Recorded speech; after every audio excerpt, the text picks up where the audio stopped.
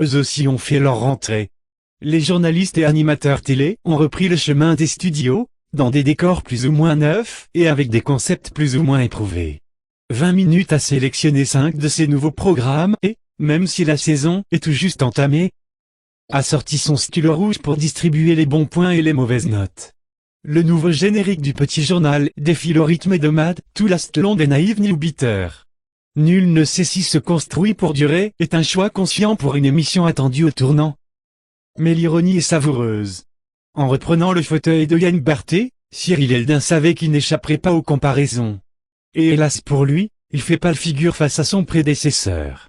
Si son ton nonchalant et ses compliments sardoniques faisaient leur petit effet. En format court grand journal dans Eldin rapporteur, il finit par lasser sur la durée. Les deux nouvelles recrues, Mathilde Varnier et Sandrine Calvérac, ont fait des débuts bien timides. Elles semblent avoir reçu la consigne de singer le style Eldin, quand on préférerait les voir imprimer leurs pattes personnelles.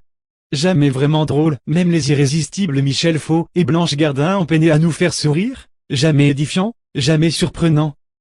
Ce petit journal nouvelle formule s'empêtre dans un fort rythme et a surtout pour effet d'aviver notre hâte de retrouver Yann Barthé dans Quotidien, sur TMC, lundi. Quand? Du lundi au vendredi à 20h30? Sur Canal+ Note, un dixième le petit journal doit absolument se ressaisir s'il ne veut pas se retrouver puni encrypté. Actuality, c'est l'émission qui éclaire l'actu mais ne vous dit pas où sont les radars, on peut pas tout faire non plus, dit Xic Thomas Touroud, dans l'émission diffusée mercredi. Un brin d'humour à la papa, pour le nouveau magazine de France 2, qui vise surtout à la vulgarisation. Le décor, mi-plateau télé, mi-living room est à l'image de la ligne éditoriale, du sérieux dans la décontraction. Entouré de journalistes, d'historiens ou de chefs d'entreprise, l'ex-animateur de Canal+ tente de rendre accessibles et sexy des sujets sur la réforme et de l'orthographe, le service militaire ou l'affaire Big Malion, et ne s'interdit pas d'aborder des questions plus futiles telles que peut-on te dire à son chien. Dans sa chronique, VO/VF, Bruno Donnet traduit le double langage des politiques avec pertinence.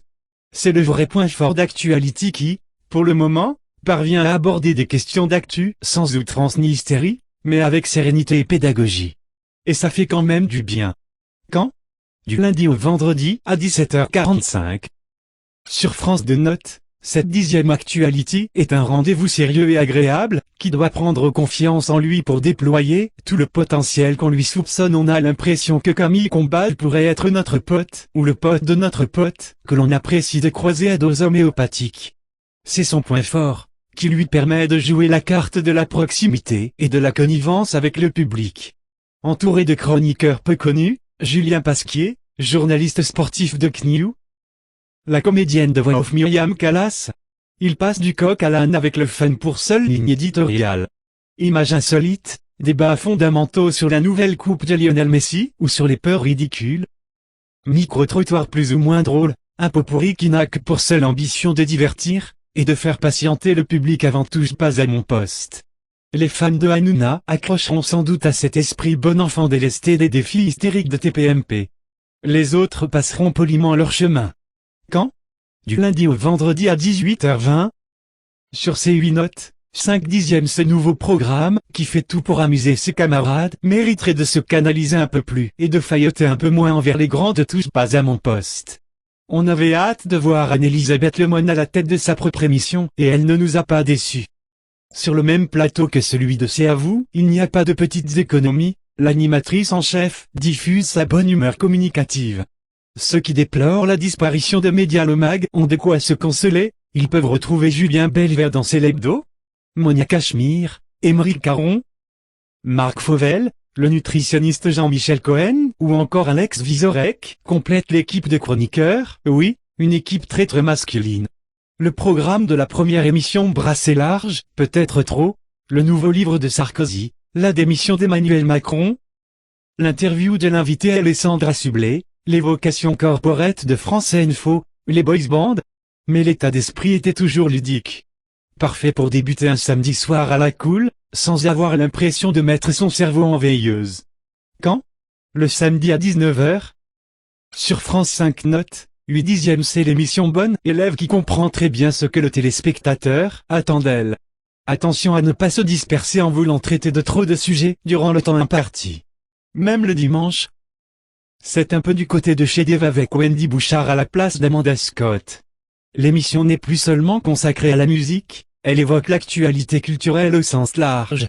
Les invités de la première brassaient les générations et avaient de la gueule: Renaud, Daniel Auteuil, Claudio Capéo, Slimane, Juliette Armanet. Un menu consensuel pour fédérer le grand public.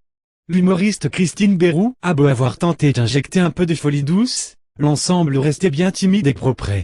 L'alchimie entre Dave et Wendy Bouchard n'est pas encore totale. Mais Marie Sauvion et Laurent Tessier ont maîtrisé leur chronique, la première sur le cinéma et le théâtre, le second sur la musique, avec concision. Quand? Le dimanche à 13h30, sur France 3 Note, 5/10, il y a une marge de progression, il ne faut pas baisser les bras. Tout va se jouer sur l'esprit de groupe. On lui sait gré de nous éviter les fausses notes à la flûte à bec et les couacs du genre, à défrayer la chronique. Regardez d'autres vidéos sur site, vidéo.5la.net.